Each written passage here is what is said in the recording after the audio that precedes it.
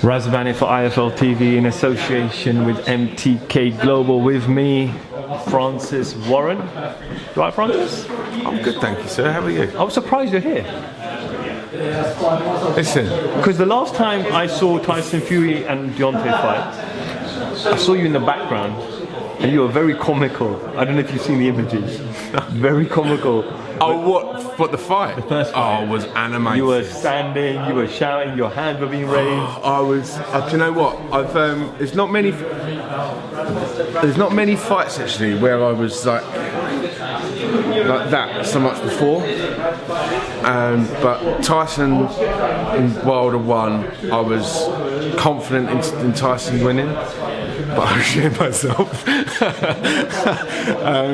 I just, after and I think that, that emotion that you have when you watch a fight, and especially a fighter that you've seen such a great comeback trail with, and you're invested in it, and emotionally, and from a business point of view, and you just want to see them do so well. It was intense, and I think it was like the second round. Tyson caught Wilder, and I was pretty loud. People would look around like, "Who's that? Who's that?" I was like, "Don't worry about me. Just watch the fight." But it was a great fight, a great night, and it set something special up for Saturday. So were you gutted when you got the call to say you need to cover the Never show gutted on to be at Saturday your night? call. Never gutted to be with my guys here. This is, I think we've had a show. We had a show for the Wallin fight. We had a show on the Schwartz fight. Yeah, it was Leeds. Leeds. It was Leeds for the Schwartz fight. Schwartz. It was Foster Reed 1 for the Wallin fight. I'm pretty sure. Makes about right. September. And then again. So, I stay true to my roots, mate. Before we go into detail on Deontay Wilder and Tyson Fury, let's talk about this show on Saturday. Yeah. Foster Reed. The first fight, everyone thought that Reed did enough to get a decision. Yeah. Were you glad to get this fight back on? I was initially very, very gutted for Lucian because I did think he'd done enough to beat Brad. But having looked back, I still believe Lucian won the fight, the first fight. But I've become a slightly more. I'm excited for the rematch, massively excited, and I'm even more so today. I haven't seen both the guys because I think they both know what the other guy can bring to the table now. I think Brad Foster will probably feel like he let himself down a little bit in the first one because he'd had that 12-round experience, he's had that championship fight experience before, and Lucian hadn't, and he didn't capitalise on that inexperience from Lucian. And the inexperience that Lucian did show in the middle rounds, by the way, but after making a positive start in the first fight, he didn't capitalise on it, and he kind of let that fight slip away from him to leave it to the judges. I'm not picking a winner, but I think if Lucian's any percentage below what he was in the first fight, I think I think Brad's got a fantastic opportunity if Brad is at his full potential. I think both guys are going to have to be at 120% just in case they have an off couple of rounds, because they both had a. It was an injury, like I said, it was like one guy was at 80, one guy was at 120, and they kind of cancelled each other out. With this one, it's going to be interesting to see what they both bring into the ring, and I think round one will tell a lot. I think it might be quite cagey to start with, but I fancy a stoppage. I'm not telling you. I know. Do you know what? Both guys are capable of it. I do fancy a stoppage. I spoke to Brad, and I said, Brad, did you want to have this rematch? He goes, of course. He goes, I wanted to put it right. He did. He did want it. So it was easy to make. Yeah, listen, once the board say that's it, that's that. Brad had two options. It was give up the British and fight on with the Commonwealth, or fight Lucian again. And I don't. Listen, they're prestigious belts, but I think Brad's the type of guy that will say, hang on a minute, that's a little blip there that I need to correct. Lucian will be looking at it thinking, I should have them belts, so I'm going to go and get them again, or try and get them. So both guys got a lot to prove. I think Brad thinks he's probably a level or two, having had that championship experience. Maybe not a level or two, that's disrespectful, but I think he maybe feels like he should keep kicking on a bit quicker. And I think that cut actually may have done in the world of good and having a break. Might have had a bit of a rest. Said he was a bit burnt out for that first one, so be interested. David Sadiq, just before the face-off, they were asking you to get into the middle, and you said no, they'll be fine. Oh, yeah, they'll be alright. That's what you said. Yeah, I mean, listen, I'm not saying good job I did, because if those two go at it, I might as well just step back. But listen, they're both fiery guys, they're both intimidating guys.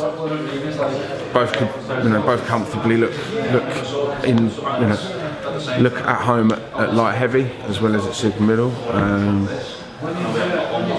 yeah, it was pretty heated actually. Some words there being exchanged, which were not for your pre 9 p.m. watching, but it's an interesting fight. I mean, Cody struggled for 4 rounds against Zach Chelli. I think had the Umar and Zach Chelli fight gone on 10 rounds, it would have been an interesting one. Because Umar was starting to get back on top again. It's fun, isn't it? I mean, it's like a bit of a merry-go-round. One guy's beating one guy, and then it's interesting. I know Umar fancied it big time. Cody's on a bit of a roll, so yeah, it's going to be an interesting night. Willie Hutchison, the most decorative amateur coming out of Scotland. We have to remember he's only 20. 21. 21 in August. 21 in August. So he's future's bright for him. Super talent. Super talent.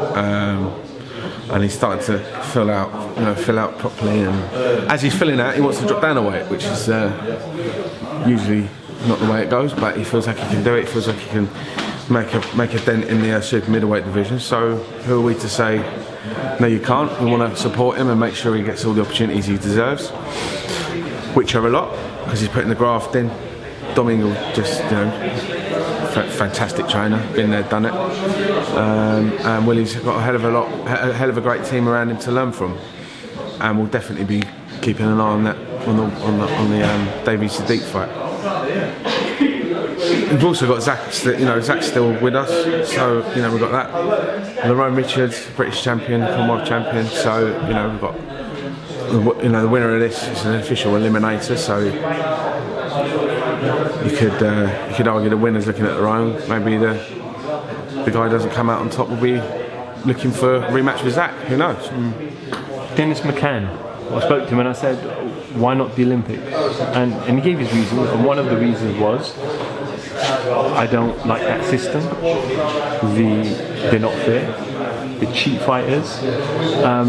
Could you understand that from a fight perspective? Because I also personally know many amateur fighters now who are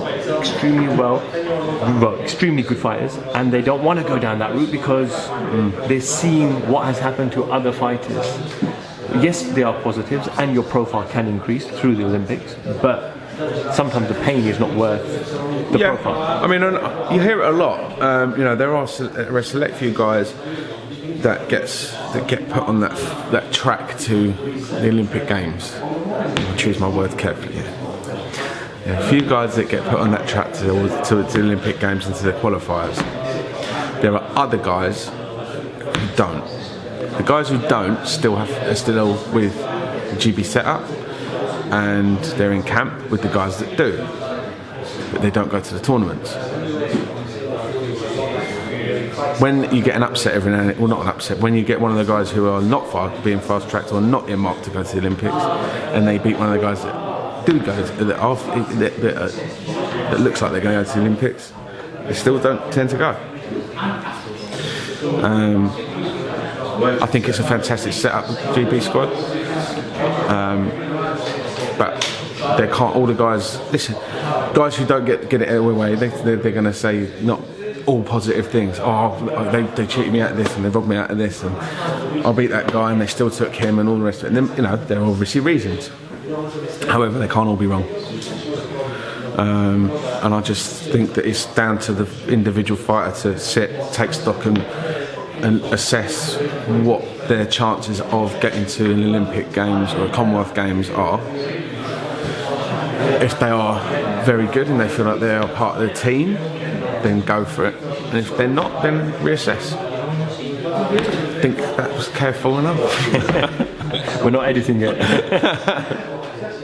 It's commonly known Billy Joe Saunders left Queensbury Promotions and moved over to Matchroom a couple of weeks ago, Josh Warrington moved over to Matchroom.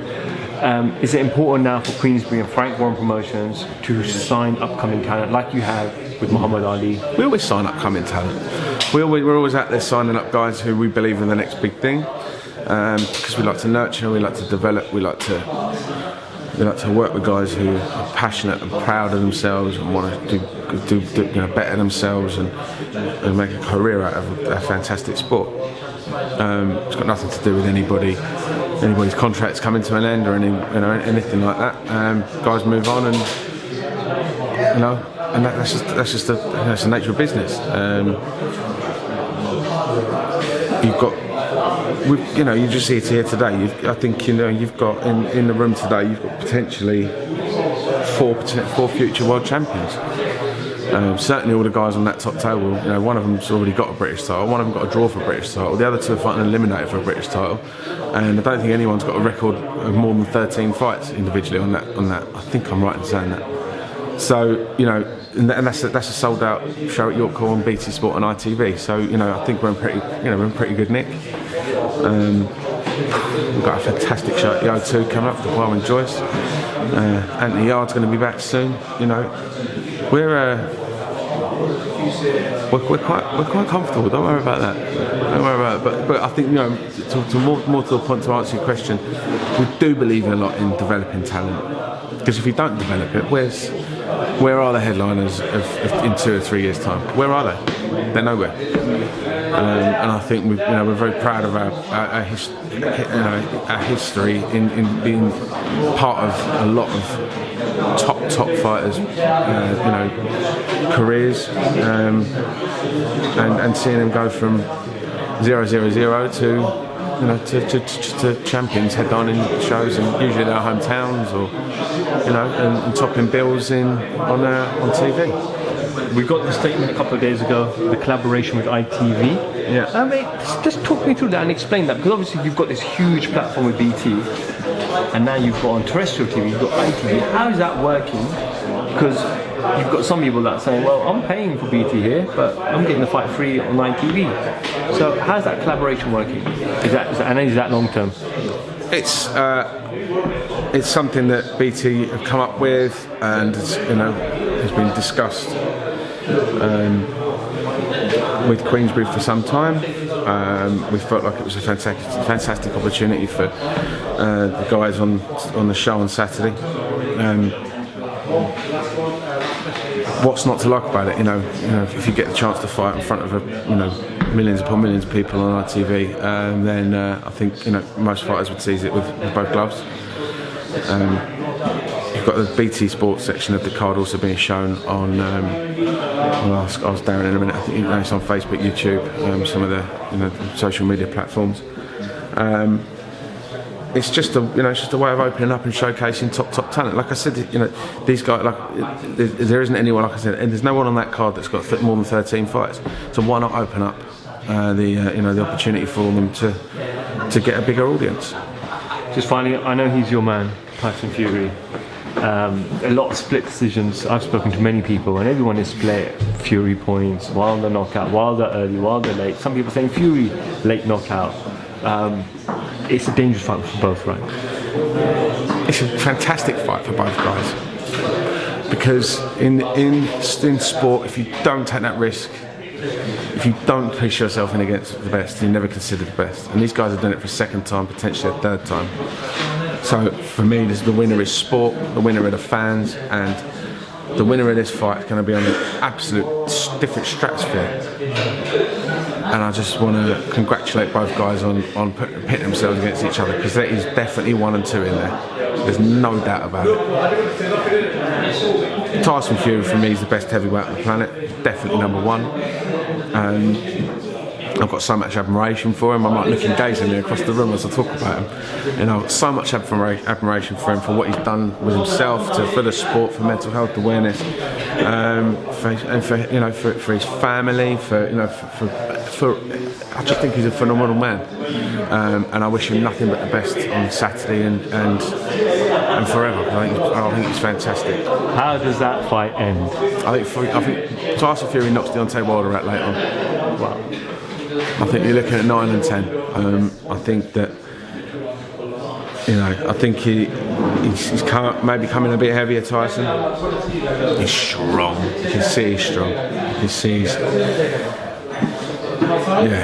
just he's got something about him this time around that maybe was missing a little bit, was that strength. I mean, he's always got that aura about him, which is unbeatable.